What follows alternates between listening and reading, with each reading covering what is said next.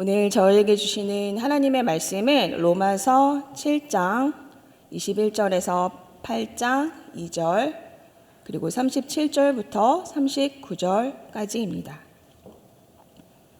로마서 7장 21절에서 8장 2절 그리고 37절부터 39절까지 저와 여러분 교독 후에 마지막 절 합독하도록 하겠습니다. 그러므로 내가 한 법을 깨달았노니 곧 선을 행하기 원하는 나에게 악이 함께 있는 것이로다. 내 속사람으로는 하나님의 법을 즐거워하되 내 지체 속에서 한 다른 법이 내 마음의 법과 싸워 내 지체 속에 있는 죄의 법으로 나를 사로잡는 것을 보는도다.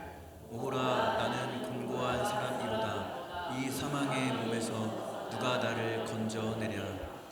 우리 주 예수 그리스도로 말미암아 하나님께 감사하리로다. 그런즉 내 자신이 마음으로는 하나님의 법을 육신으로는 죄의 법을 섬기노라. 그러므로 이제 그리스도 예수 안에 있는 자에게는 결코 정죄함이 없나니 이는 그리스도 예수 안에 있는 생명의 성령의 법이 죄와 사망의 법에서 너를 해방하였음이라. 그러나 이 모든 일에 우리를 사랑하시는 이로 말미암아 우리가 넉넉히 이기느니라. 내가 확신하노니 사망이나 생명이나 천사들이나 권세자들이나 현재일이나 장래일이나 능력이나 함께 가품이나 다른 어떤 피조물이라도 우리를 우리 주 그리스도 예수 안에 있는 하나님의 사랑에서 끊을 수 없으리라. 아멘. 네, 멈춤과 돌아감의 은혜라는 제목으로 오늘 하나님의 은혜 나누길 원합니다. 먼저 저희 서로 이렇게 인사했으면 좋겠는데요. 하나님의 사랑으로 무더위를 넉넉히 이겨냅시다. 네, 이 더운 가운데 예배 자리까지 오신 여러분 환영하고 축복합니다. 본격적인 폭염이 이번 주에 시작이 되었어요. 지난주까지는 비가 오지 않는 장마로 온몸이 그렇게 무겁더니 이번 주에는 밖에 있기 힘들 정도로 뜨거운 날씨가 시작이 됐습니다. 가만히만 있어도 체력이 떨어지는 날씨이니 여러분 건강에 특별히 유의하시기를 바랍니다. 우리의 신앙에도 이렇게 봄, 여름, 가을, 겨울의 때가 있어요. 뜨거울 때가 있고 차가울 때가 있죠. 또 좋을 때가 있고 그렇지 않을 때가 있고 또 무덤덤하게 지나갈 때가 있고 또 고생을 할 때가 있습니다. 우리 이러한 그리스도인들의 신앙의 삶을 영적인 여행에 자주 비유를 하는데요. 저희 가운데 이 영적인 여정을 이제 시작하는 분들도 계시고 또 오랫동안 이 여행을 해온 분들도 계시죠. 그런데 이 영적인 여정의 시간이 이제 길어질수록 제가 깨닫게 되는 것이 있더라고요. 아무리 애를 써도 안 되는 게 있구나. 가만히 있어 보자. 하나님께 맡기자. 아무것도 하지 마. 제 스스로에게 하는 말이에요. 그러다가 이제 불안해지죠. 그러면 이제 이러고 있으면 안 되지. 뭐라도 해야지. 이러면서 이제 어느새 막 또 애를 써요. 때로는 이렇게 우리가 이 여정에서 길을 잃기도 하고 더 이상 한 발자국도 움직이지 못할 정도로 뭔가 마음이 탈진할 때도 있어요. 요즘에 여행 유튜버들이 많잖아요. 그래서 이제 오랫동안 이들이 어떻게 이렇게 긴 여행을 밥 먹듯이 하면서 여행 유튜브를 할 수 있을까? 저도 이제 좋아하는 여행 유튜버들이 있어서 이제 보게 되는데 이들이 겪는 이제 매너리즘이 있더라고요. 그래서 아무리 좋은 곳을 가고 좋은 경험을 해도 감흥이 없고 몸이 힘들고 그럴 때는 여러분 어떻게 해야 할까요? 여행 유튜버가 아니라서 모르시죠? 선택은 간단하더라고요. 여행을 멈추고 집으로 돌아가면 됩니다. 여행이 될 수 있는 것이 우리가 돌아갈 집이 있기 때문이에요. 우리가 지쳤을 때 할 수 있는 것은 집에 가서 회복이 될 때까지 쉼을 가지며 기다리는 것입니다. 그래야만 다시 여행을 하고 새로운 것을 받을 수 있는 힘을 얻어요. 우리의 영적인 여정도 마찬가지입니다. 영적인 길을 잃어버릴 때가 있어요. 한 발자국도 움직이지 못할 때가 있습니다. 그때 우리가 그 여행을 잠시 멈추고 집으로 돌아가야 해요. 그런데 여기서 중요한 포인트가 뭐냐면 지금 내가 멈추고 돌아갈 타이밍인지를 아는 거예요. 제가 아는 친구 선교사가 한 3년 전쯤인 것 같습니다. 전화가 왔어요. 이제 오랜만에 전화가 왔는데 전화 목소리가 이제 외국에서 전화를 한 건데 목소리가 다 죽어가는 거예요. 거의 말을 하지를 못해요. 이야기를 들어보니까 이제 소위 번아웃이 된 거예요. 그래서 이 번아웃이 방치가 되면 우울증 또 깊은 무기력으로 발전할 수가 있어요. 그래서 2시간 동안이나 그 이야기를 들어주게 되었습니다. 그러다가 제가 질문 한 가지를 했어요. 너 지금 하고 싶은 게 뭐야? 그랬더니 이 친구가 한참을 생각을 하더라고요. 그러더니 바닷가를 가고 싶대요. 그래? 그럼 바닷가를 가. 바닷가를 다녀와서 다시 이야기를 하자. 그리고는 가족들과 함께 바닷가를 다녀온 거예요. 그리고는 어땠냐고 이제 제가 다시 물어봤죠. 그랬더니 너무 좋았대요. 그래? 그러면 이제 뭐 하고 싶어? 그랬더니 안식년 가고 싶어. 굉장히 오랫동안 사역을 했거든요. 그래? 그럼 안식년 가. 그랬더니 안식년을 못 가는 이유를 줄줄줄줄 이제 되는 거죠. 걱정과 불안과 자기 합리화. 그래서 제가 한마디를 했어요. 내가 보기에는 이제 제가 친구들한테는 굉장히 직설적으로 이야기를 합니다. 예. 너무 깊이 뼛속까지 아는 친구니까. 그런데 너가 지금 여기서 사역을 멈추지 않으면 너가 그토록 하고 싶어 하는 사역을 네 의지대로 못할 것 같아. 아마 너는 굉장히 긴 쉼을 가져야 될 수도 있어. 너의 유일한 선택은 지금 쉼을 가지는 거야. 더 이상 갈 곳이 없어 보였거든요. 예. 그리고 지금의 상황은 그렇게 보이지 않고 모든 것이 너무 힘들어 보이지만 분명히 하나님께서 예비한 것이 있을 거야. 함께 기도하며 타이밍을 기다려보자. 그렇게 수개월 동안 이제 안식년을 위해서 이 친구 준비를 하게 되었고 결국에는 이 선교 단체에서 안식년을 허락해 주게 됐습니다. 그리고 이제 아이 2명과 남편과 함께 한국에서 1년 동안 안식년을 보내게 되었어요. 이제 한국에 들어올 때만 해도 한국에서 살고 싶어 했어요, 이 친구가. 이제 타향살이가 너무 길어지다 보니까 한국에 남아서 공부도 하고 또 이 친구의 소원이 남편이 벌어다 주는 돈으로 사는 것이 이 친구의 소원이었습니다. 왜냐하면 자비랑 선교 단체거든요. 그래서 이제 둘 다 수입이 없는 거야. 온리 자비랑으로만 이제 그 사역을 하게 되는데 그런데 이제 한국에 오자마자 너무 좋은 아파트를 신축 아파트에 이 친구들이 집을 갖게 된 거예요. 그러니까 어떻게 됐냐면 남편이 외국인인데 한국에 오자마자 사역을 하게 된 거예요. 외국인 사역. 그래서 남편이 사례비를 받게 됐습니다. 그래서 오자마자 남편이 주는 돈으로 이 친구가 쉼을 가지게 됐어요.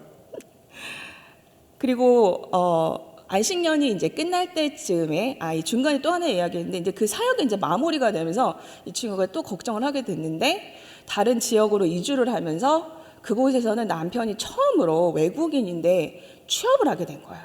근데 이제 이 남편이 사역만 하다 보니까 사회생활을 한 번도 한 적이 없어서 사회생활을 좀 해봤으면 좋겠다 했는데 취업을 하게 된 거죠. 그 지역에 내려가자마자 그 다음날 바로 취업이 됐대요. 그리고 안식년이 끝날 때쯤에는 다시 한국에 남아있는 것이 아니라 그 선교지로 돌아가고 싶어 하더라고요. 그리고 돌아가서는 이제 이런 고백을 하더라고요. 이제 한국에 더 이상 머물고 싶은 생각이 없어졌어. 여기서 다시 사역을 시작하게 됐어 라고 이야기를 하더라고요.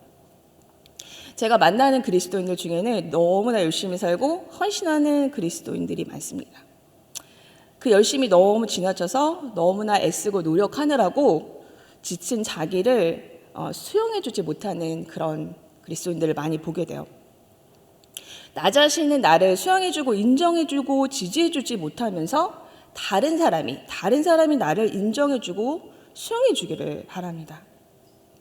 그래서 애를 쓰고 지나칠 정도로 노력을 하는 거예요. 그런데 여러분 그 수용, 그 인정 누가 해줘야 됩니까? 나 자신이 해줘야 돼요. 나 자신이.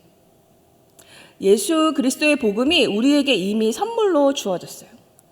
우리의 애씀으로 우리의 노력으로 사는 삶에서 돌아서서 은혜로 돌아갈 수 있는 안식과 쉼의 집이 우리에게 이미 열려 있어요. 그런데 여전히 내가 애쓰고 내가 열심히 노력해서 내 스스로 이루려고 하는 그것은 은혜의 삶이 아니에요. 여전히 나를 의지하는 자아 중심적인 신앙입니다.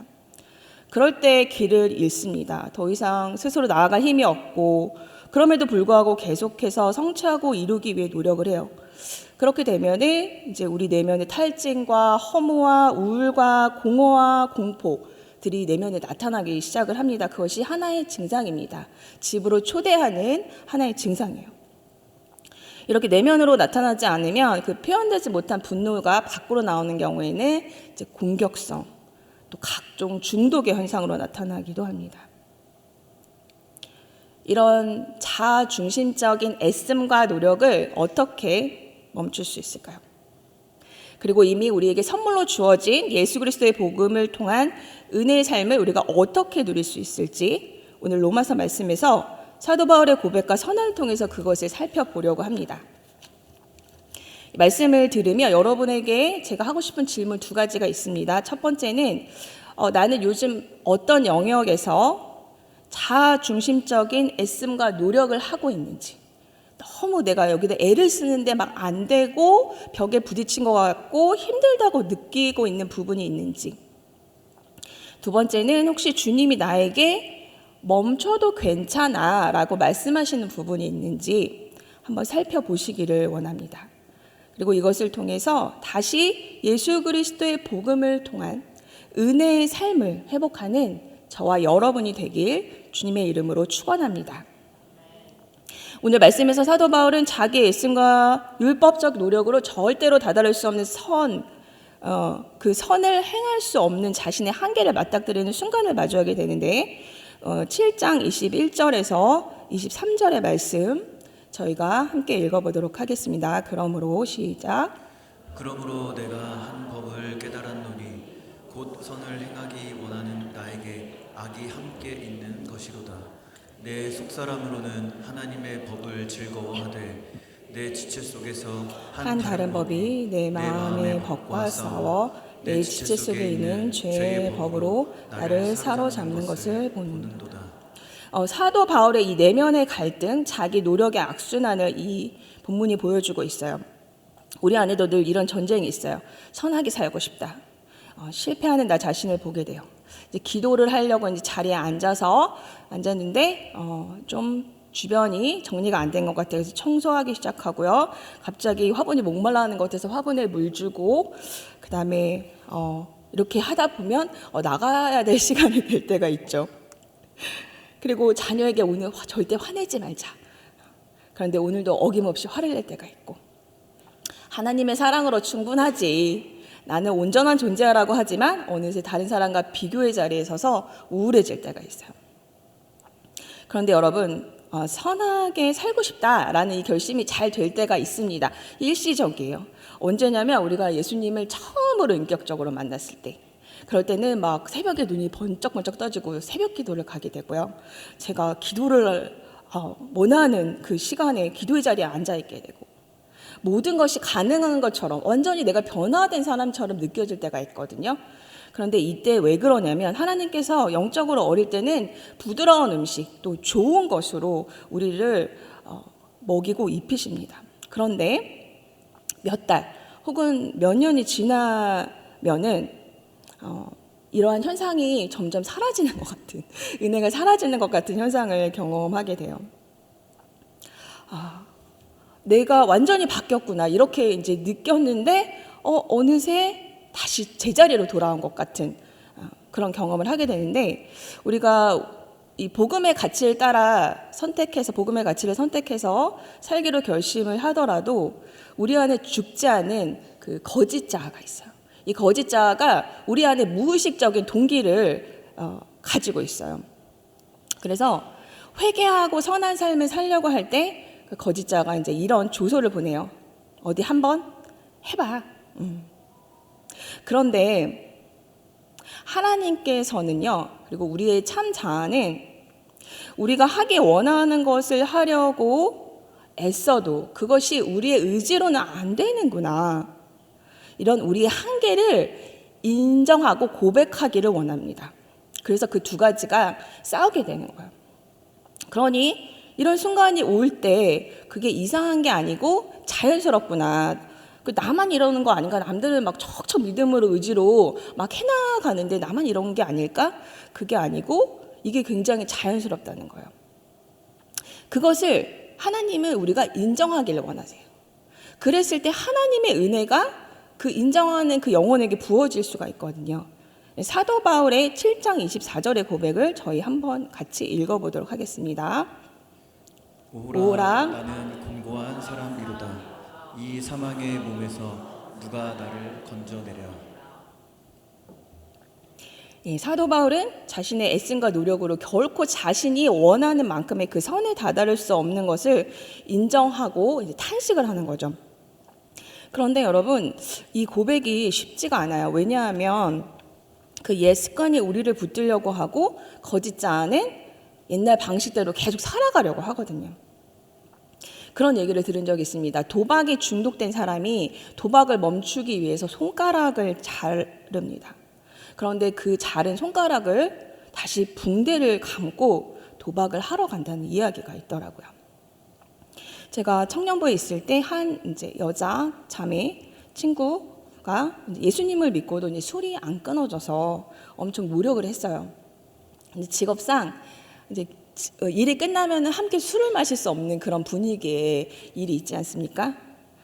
그래서 술을 먹는 자리를 거절하기가 힘든 거예요. 그래서 술을 마시고 또 그 새벽에 술이 덜 깬 채로 새벽 기도를 나오기도 하고 그랬어요. 그리고 알게 된 것이 있습니다. 뭐냐면 술을 너무 좋아하는 거예요. 술을 끊고 싶은데 나 술을 너무 여전히 좋아하는구나, 이걸 알게 된 거예요. 그러니까 하나님께 고백을 했습니다. 하나님, 저는 스스로 술을 끊지 못합니다. 그리고 그냥 계속 술을 마셨어요. 왜냐면 못 끊으니까. 예. 그러다가 어느 날 그 한국인이 가장 좋아하는 그 맑고 투명한 작은 잔에 마시는 그 술 있잖아요. 그거를 이렇게 한 잔을 탁 마시는데 휘발유 냄새가 나더라는 거예요. 예. 하나님의 은혜로 술을 끊게 되었다는 걸 고백할 수밖에 없는 거죠. 저 또한 예수님을 만나기 전에 제가 상당한 일 중독자였습니다. 그래서 번아웃을 밥 먹듯이 경험을 했어요. 오라 나는 공고한 사람이로다. 이 사망의 몸에서 누가 나를 건져내랴. 그렇게 안 되는 나를 인정하기가 힘든 거예요. 안 되는 이유는 우리의 노력 안에 숨겨진 그 생존과 안전의 욕구, 그러니까 나를 내가 보호하려는 거야. 그리고 애정과 존중에 대한 욕구가 또 있습니다. 내 스스로 사랑을 받으려고 엄청 노력하는 거야. 그리고 권력과 통제에 대한 욕구, 이거는 힘을 가지려고 내가 노력을 하는 거예요. 이런 것들에 대해서 우리가 자유해지지 못했기 때문입니다. 결국에는 이 숨겨진 동기와 욕구가 우리를 움직여요. 그래서 이 거짓자가 우리가 새로운 그 삶의 스타일을 살려고 할 때 계속해서 옛날의 방식을 고집하게 하는 거죠. 이게 멈춰서서 내가 그것을 성찰하지 않으면 이것을 알 수가 없습니다. 그래서 세상에서 이뤄내지 못한 성공과 안정과 권력에 대한 욕구를 그대로 교회 안으로 가져와서 봉사를 할 수가 있습니다. 사도 바울은 자신 안에 이렇게 거짓자의 숨겨진 동기가 여전히 살아있고, 그래서 내가 선을 행하고자 하지만 여전히 죄를 지으며 자신은 그 선에 도달할 수 없는 사람이라는 것을 없는 사람이다라는 그 인식에 다다르면서 그냥 자신을 이렇게 인정하는 고백을 합니다. 7장 25절의 말씀이에요. 함께 읽도록 하겠습니다. 우리 주 예수 그리스도로 말미암아 하나님께 감사하리로다. 그런즉 내 자신이 마음으로는 하나님의 법을, 육신으로는 죄의 법을 섬기노라. 아멘. 여러분, 이렇게 자신의 한계를 그대로 인정하는 것이 영적인 여정의 시작이에요. 우리가 이 한 줄로 사도 바울의 고백을 접하지만 노력으로 안 되는구나, 이렇게 노력했는데 안 되는구나, 자신의 한계를 인정하는 것 정말 쉽지 않다고 했습니다. 근데 그게 거짓자가 우리를 속이는 거예요. 너는 그러면 실패하게 될 거야. 더 노력해야지. 하지만 하나님 앞에서 그냥 그것을 인정하면 돼요. 그리고 내 스스로가 먼저 인정을 해줘야 됩니다. 사도 바울이 길을 잃었어요. 자신의 노력을 하지만 하나님의 은혜로 멈추게 됩니다. 여기서 끝나는 게 아니라 돌아가야 할 곳이 있어요. 예수 그리스도의 복음, 은혜로 돌아가야 합니다. 8장 1절과 2절의 말씀입니다. 함께 읽도록 하겠습니다. 그러므로 이제 그리스도 예수 안에 있는 자에게는 결코 정죄함이 없나니 이는 그리스도 예수 안에 있는 생명의 성령의 법이 죄와 사망의 법에서 너를 해방하였습니다. 아멘. 사랑하는 여러분, 우리의 애씀과 노력으로 스스로 이루지 못하는 나를 잘 수용해 줄 수 있는 여러분 되시기를 바랍니다. 네. 그랬을 때 예수 그리스도의 복음은 스스로 이루지 못하는 나의 애씀과 노력을 정죄하지 않아요. 왜냐하면 예수 그리스도의 복음은 거짓자의 동기로 우리의 잘못된 욕구를 충족하려는 노력들, 죄와 사망의 법에서 우리가 해방되었다고 말해줍니다. 아멘. 이제 생명의 성령의 법 안에 우리가 있다고 말을 해줍니다. 생명의 성령이 우리 안에서 실제로 역사하시며 우리를 자유롭게 하십니다. 성령님이 이것을 돕기 위해 매 호흡마다 우리와 동행을 하세요. 사도 바울이 이것을 발견을 한 거예요. 저와 여러분을 위해서 먼저. 그래서 우리의 애씀과 율법적인 노력, 정죄를 멈추고 예수 그리스도의 복음, 은혜의 삶으로 돌아가는 것. 이것이 바로 우리가 영적인 길을 잃었을 때 집으로 돌아가는 길이에요. 그리스도 예수 안에 있는 자에게는 결코 정죄함이 없습니다. 우리는 생명의 성령의 법 안에 있습니다. 이때 우리가 할 수 있는 일은 그것을 믿음으로 받아들이고 우리 주 예수 그리스도 안에 있는 그 하나님의 사랑에 맡겨드리는 것입니다. 그 사랑에 맡겨드릴 때 내가 애쓰지 않아도 노력하지 않아도 넉넉히 이기는 그 승리를 우리가 경험할 수 있습니다. 8장 37절부터 39절의 말씀 함께 읽도록 하겠습니다. 시작. 그러나 이 모든 일에 우리를 사랑하시는 이로 말미암아 우리가 넉넉히 이기느니라. 내가 확신하노니 사망이나 생명이나 천사들이나 권세자들이나 현재일이나 장래일이나 능력이나 높음이나 깊음이나 다른 어떤 피조물이라도 우리를 우리 주 그리스도 예수 안에 있는 하나님의 사랑에서 끊을 수 없으리라. 아멘. 저와 여러분 예수 그리스도의 복음, 그 은혜의 삶을 선물로 받은 사람들입니다. 예수 그리스도의 복음이 우리가 길을 잃었을 때 그 집으로 돌아가는 길이에요. 그곳에는 우리의 어떠함과 상관없이 그 어떤 것으로부터 끊을 수 없는 하나님의 사랑이 기다리고 있습니다. 지나치게 애쓰고 율법적으로 노력하고 나를 정죄할 때마다 우리가 할 수 있는 그 선택을 할 수 있기를 간절히 예수님의 이름으로 바랍니다. 애씀과 노력, 정죄를 멈추고 나를 수용해 주세요. 그리고 예수 그리스도의 복음의 가치로 돌아가십시오. 말씀을 시작하면서 제가 이 말씀의 방향성을 이제 놓고 설교를 쓰면서 이 말씀을 저에게 먼저 적용을 시켜봤어요. 어떤 숨겨진 욕구를 위해서 내가 애쓰고 있다고 느껴질 때마다 또 예수 그리스도의 복음 정말 은혜로 내가 이 순간을 보내고 있는가 그것에 대한 반추가 들 때마다 이 말씀을 저에게 적용을 시켰습니다. 7장 24절 오호라 나는 공고한 사람이로다 이 죄와 사망의 법에서 누가 나를 건져내랴. 이렇게 나 자신에 대해서 멈추며 성찰하고 또 또 8장 1절에 그리스도 예수 안에 있는 자에게는 결코 정죄함이 없나니, 이렇게 복음으로 돌아가고요. 복음의 선포를 하고요. 8장 2절, 이는 그리스도 예수 안에 있는 생명의 성령의 법이 죄와 사망의 법에서 너를 해방하였습니다. 이렇게 또 복음으로 선포를 하고, 마지막으로 우리를 우리 주 그리스도 예수 안에 있는 하나님의 사랑에서 끊을 수 없으리라. 이렇게 사랑의 선언을 제 삶에서 해봤습니다. 그래서 오늘 이제 설교를 마지막으로 돌아보면서 지난 삶을 돌아보니 조금 더 많은 쉼과 하나님의 사랑에서의 회복이 있다고 느껴지더라고요. 사랑하는 여러분, 저희 말씀 시작하면서 제가 드린 두 가지 질문이 있었죠.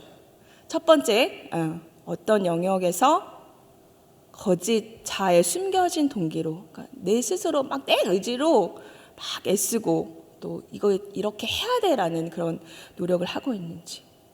그리고 두 번째는 주님이 나에게 이제 멈춰도 괜찮아, 잠시 멈춰도 괜찮아 라고 말씀을 하시는 부분이 있었는지. 이 두 가지 질문을 이제 우리 한 가지 찬양을 하면서 반추해 볼 수 있기를 바라요. 그리고 그것을 여러분 발견하셨다면 예수 그리스도의 복음의 길을 통해서 하나님의 사랑으로 돌아가시면 됩니다. 짧은 시간이 되더라도 그 하나님의 사랑은 굉장히 강력하고 그 안에서 우리의 진정한 쉼과 회복을 주시는 그런 사랑입니다.